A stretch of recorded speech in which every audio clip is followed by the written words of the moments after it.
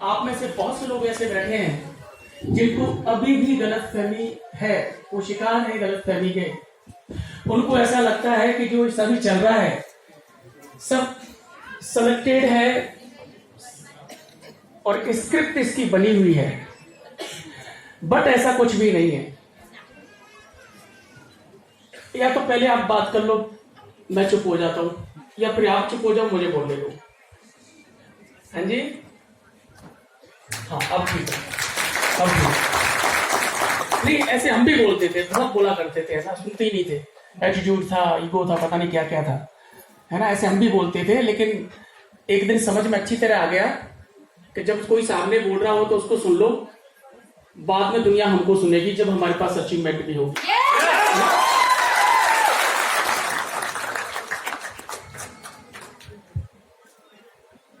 जब मैं मोदी केयर में आया, बहुत सारी चीजें विक्रम जी मेरे शुरू से मेरे साथ में अच्छी तरह जानते हैं।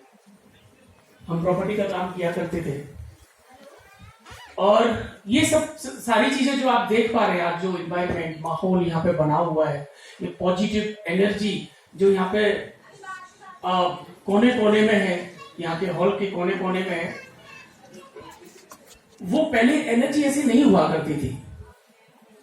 और हमको लगता था कि सब बनावटी चीजें हैं और ऐसा कुछ भी नहीं है कि कामयाबी यहां से मिल सके, क्योंकि हार्ड वर्क पे और हार्ड वर्किंग पे बहुत ज्यादा विश्वास था।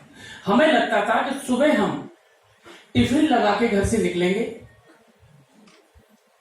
चाहे हमारे पास मोटरसाइकिल थी या हमारे पास गाड़ी कार थी, छोटी मोटी जैसी भी थी, हम टिफिन लगा के घर से निकलेंगे और हम दिन भर ऑफिस में रहेंगे या काम करेंगे, और रात को 8-9 बजे हम घर में वापस आ जाएंगे और टिफिन को हम किचन में रख देंगे साफ होने के लिए।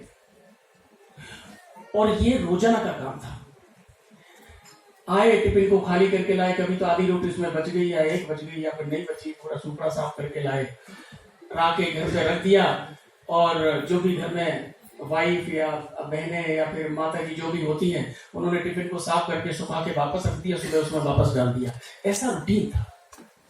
क्या गलत कह रहा हूं तो मुझे बता देना। विक्रम जी ऐसे ही होता था। ऐसा जीवन, और यकीन मानना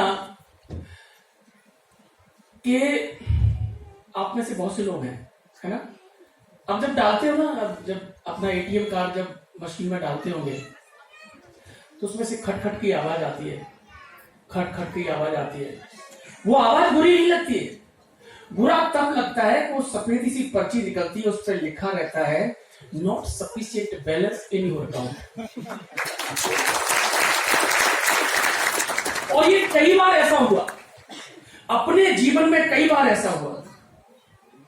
क्रेडिट कार्ड के बिल जमा नहीं थे, एटीएम में कई अकाउंट में पैसे नहीं थे, और यकीन मानना जब मोदी के में मैंने अपनी केवाईसी करी थी तो मैंने अपने जीवन का सबसे अकाउंट जो गरीब अकाउंट था उसको मैंने ऐड किया उसमें। मुझे लगा मोदी के इसमें से निकाल ना ले, जब थे नहीं कुछ नहीं उसमें, पर एक शंका थी मन में कि जो है, जो भी 100-200 500 रुपए जो होंगे, 1000-2000 पड़े होंगे, मुझे लग रहा मोदी के कहीं वापस ना ले ले, तो मैंने वो गरीब अकाउंट अपना दिया। सबके होते हैं ना, एक पुअर एक रिच अकाउंट, 2 अकाउंट होते हैं ज्यादातर लोगों के, पुअर होता है, एक रिच होता है। तो मैंने, खैर रिच तो खैर मीडियम क्लास में होता नहीं है, वो काम चलाऊ होता है कि जिसमें 10-20-50 लाख रुपए पड़े रहते हैं, 1-2 लाख रुपए पड़े रहते हैं। देखिए बुरा मत मानना, मैं मीडियम क्लास हूं तो मैं तो अपनी बात कर रहा हूं, मैं आपकी बात नहीं कर रहा हूं, आप तो बहुत अमीर हैं, मैं अपनी बात कर रहा हूं। तो मुझे 2 अकाउंट जो थे उसमें से एक हमेशा पर्ची ऐसी निकलती थी जैसे यहां बैठे हुए बहुत से लोगों की निकलती होगी।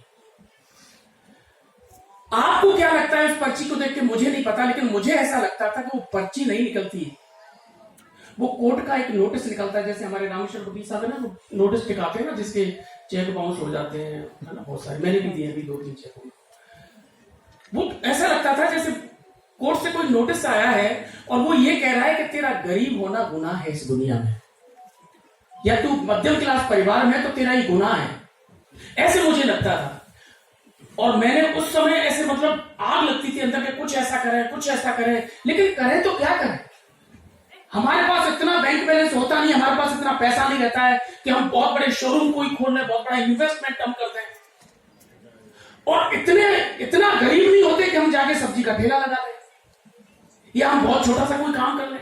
तो इतना गरीब नहीं होते और इतने रिच नहीं होते कि हम कुछ भी कर लें, हम फार्म हाउस खरीद लें, हम मैरिज गार्डन बना लें, हम कोई भी धंधा कर लें। ये जो बीच का जो कारण है ना, ये बड़ा मरने वाला कारण होता है माय डियर फ्रेंड्स। और वही एक